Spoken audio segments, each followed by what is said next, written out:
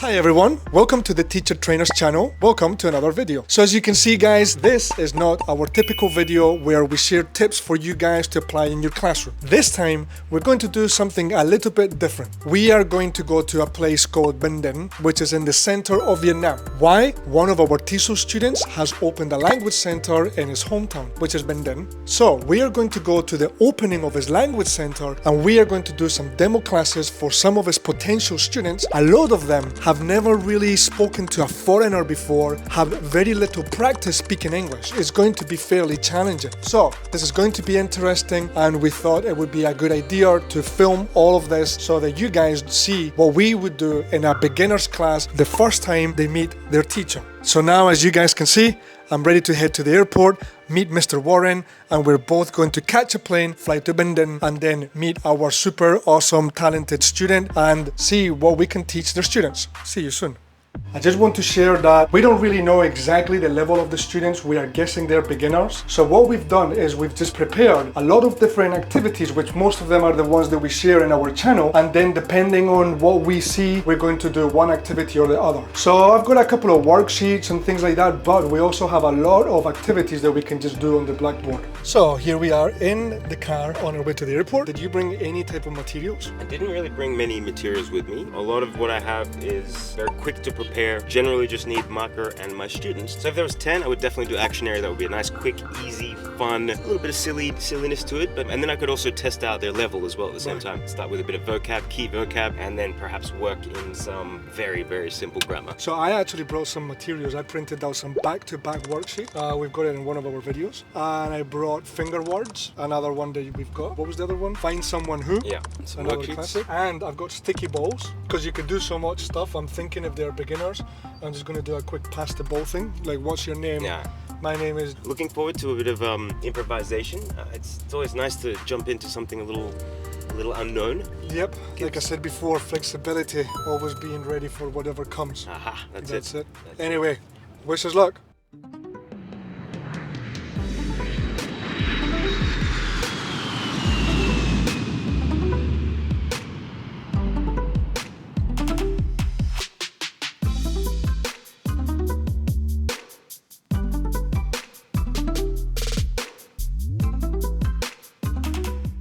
Here we are at the hotel. We just got off the plane, really quick flight actually. It was only like about 40 minutes. But to get to where we are was like something like 2 hours. So we are somewhere very far from the nearest town. But anyway, we kind of stopped off, came to the hotel real quick, got changed to look a little bit more professional, grabbed our materials right here, and kind of went over a little bit what we're going to do. That's it. We heard that there's a lot of people there waiting. So yeah, let's see.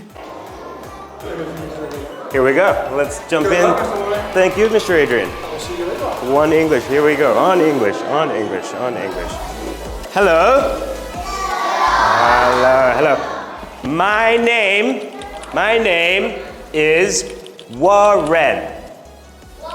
Warren. Yeah. Boys and girls, stand up. Okay. Very good. Stand up and make us a circle. What's your name? Very good. Woo! Okay. Nick? Good girl. Okay. Do you know this animal? Elephant. Very good. Okay. I need 6 students. 1, 2, 3, 4, 5, 6. Okay, good. What, number 1? Okay. Number 1. Number 2. Yeah. Number 2. Number 3. Come here. Number 3. Good. Stay here. Number 4. Yeah. Over here. Come. 5. Yeah. Number 6. Ready? One line. What animal? What animal? Ready? Woo. Yeah. Very good. Elephant. Come here. Do some action. What is it? Lion. Is it lion? Wow, very good, very good. One more, one animal. Huh? What is it? Yeah? It's a dog. Very good, sit down, you're up. What is he doing? 1, 2, 3. What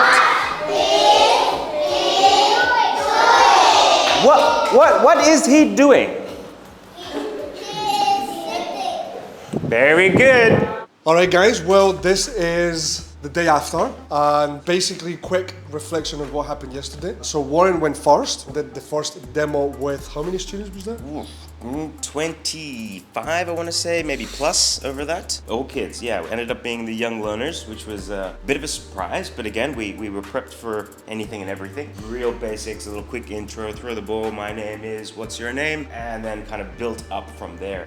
They got into some basic grammar points, yeah. and they were quite cute little kids, so had a bit of fun yesterday. Basically, it was more like just showing the kids and the parents what it is to teach using the methodology that we use, which is like super interactive, the kids being the main center of attention, really, getting them to interact. All in all, I mean, it was the first time we didn't really have time to introduce ourselves or do much of an introduction, but the interaction was great. Oh, yeah. They were all coming up to the board. Of course, we had 15 minutes, 20 minutes, and a lot of kids, so we couldn't really do a lot, but we did manage to get everyone to do at least something, right? They all had a chance to come up, say something, say a word, throw the ball, da.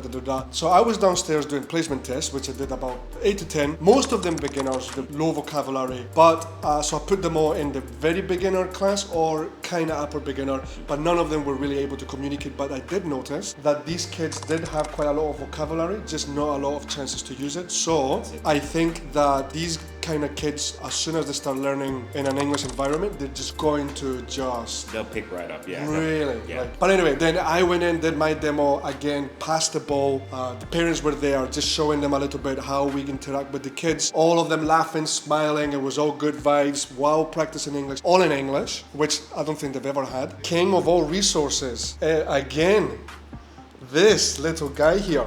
This, guys, just so simple, fits in your bag. We've got a video talking about our teaching essentials, remember? Yeah. And what we carry in our bags, and of course, this was included, right? This is one of them. Now it's day 2. We are not really sure what's going to happen. Yesterday was the main day, but anyway, as always, we are ready for everything. We've got our weapons, the teaching resources weapons. of the must-have resources. Round 2, here we go. L. Good. A. Good. A. Good. O. Okay, longer. Oh. O. No. O. Good. Q. Okay. Q. Q. One more. Q. Q. Come here. Very good. Come here. Okay. Make a big circle. Very good. Okay, good. Listen. A. B. Good. C. Good.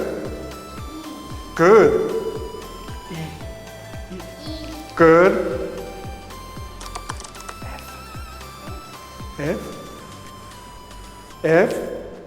G. H. Good. Anyone? Good. J. Very good.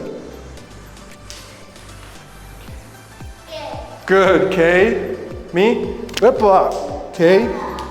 And L. P.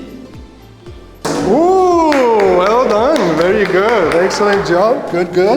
Next. One for you. U. Yay, well done both of you, good job.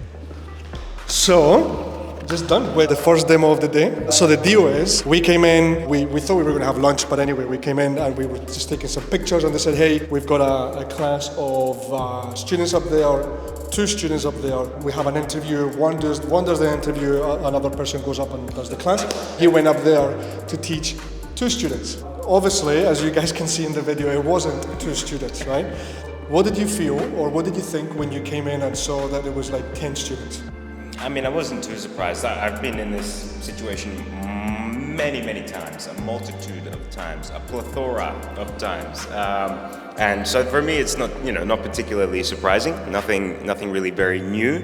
But I had to very quickly think on my feet So I just jumped into a very, very, very simple exercise, just alphabet orders was the name of it. So I did this one very basic, very simple. Started with it thinking maybe they might know different ages in there. And then I realized, okay, alphabet's not super strong here. So I went very quickly, I took a little step back, did the alphabet on the board, and then at least had a bit of a guide to go with. This is what we do. Sometimes we have to adjust and adapt to the situation. So on that note, it's just important to know as a teacher that a lot of times the center will come in for you to do one thing, and then you realize that in the last minute it's completely the opposite. So it will happen a million times like it just happened. So I think it's a good example of something very realistic. Warren handled it incredibly well. So there was one thing I wanted to see that you can see in the video. There was one kid, the youngest one was about 4 or 5, and the oldest one was 17. Yeah, that's right. So tough. But it's great to see, this is what I want to get to. All you did was alphabets, but in many different ways. I went from, as I mentioned earlier, I went from just double checking. I wanted to just get a quick check if they actually knew the alphabet. So spoken, just pointing around the room. I went for the written form and I thought, okay, let's get them to do it. One line, come on up, just kind of rotate around to write up. Being able to just read the situation and come up with something that was so effective is the reason why we do what we do. I hope that this serves as a little example. Well guys, this is the end of the trip. We're here at the airport waiting for our flight, which has been delayed. Anyway, some last words, some last thoughts, a little bit of a reflection. We were just talking about how cool actually being in the classroom in such a way where we were just kind of thrown into the deep end, and how well we managed some of the activities that we did. Not some of them actually, all of them worked very well. What I want to say is something that was very cool. This guy, video bomb. Hello.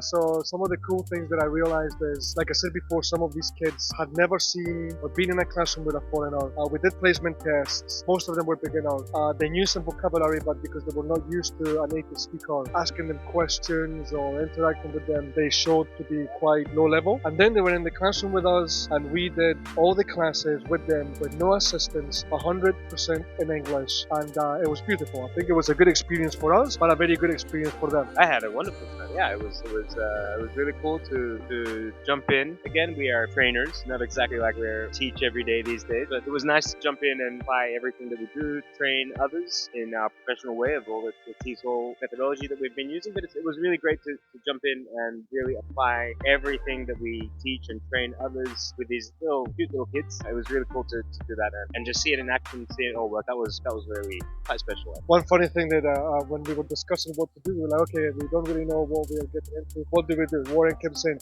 just do what we tell our trainees to do. And that's what we did. And what happened? It worked. Wonderful. Anyway, everyone was happy. We hope that you enjoyed this video. We hope that you've learned something. And that's it. Let us know anything that you would like to know in the comments, any topic you would like us to cover. As always, like, subscribe. See you in the next one. Arrivederci.